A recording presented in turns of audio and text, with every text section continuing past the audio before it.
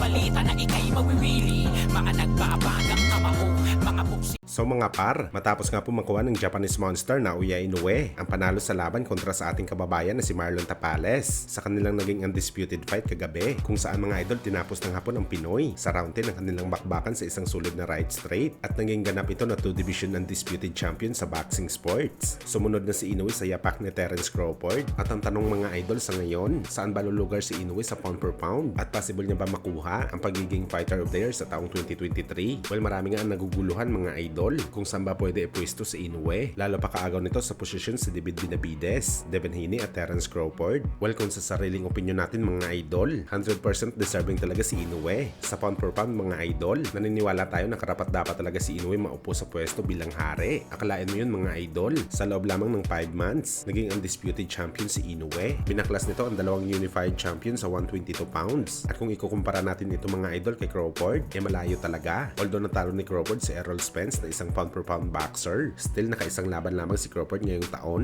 At alam naman natin mga idol, na wash out na si Spence nang nilabanan nito si Crawford dahil sa mga aksidente at injury. Tapos matagal pa ito hindi nakabalik sa aksyon sa bakbakan. Kaya hands down tayo mga idol. Pound per pound king talaga para sa atin si Inoue. Pagdating naman sa pagiging fighter of the year mga idol, talagang iba talaga ang nagawa ng Japanese Monster kumpara kay Benavides, Crawford at Devin Haney. Ang sa side ni Crawford mga idol, nasabi na yan natin. Kay David Benavides naman mga idol, lamang talaga si Inoue sa kanya. Dahil kahit mga solid ang tinalo nito ngayong taon na sina Andrade at Caleb Plant, still contender pa rin sila mga idol at hindi kampiyon. Si Devin Haney may laban sana sa pwesto kay Inoue. Subalit na uwi sa controversial ang panalo nito kay Lomachenko na marami ang may tiwala na talo dapat siya sa laban. Well, gayon pa man, sariling opinion lang natin to mga idol. Abangan na lang natin kung ibibigay ba kay Naoya Inoue ang mga parangal na to.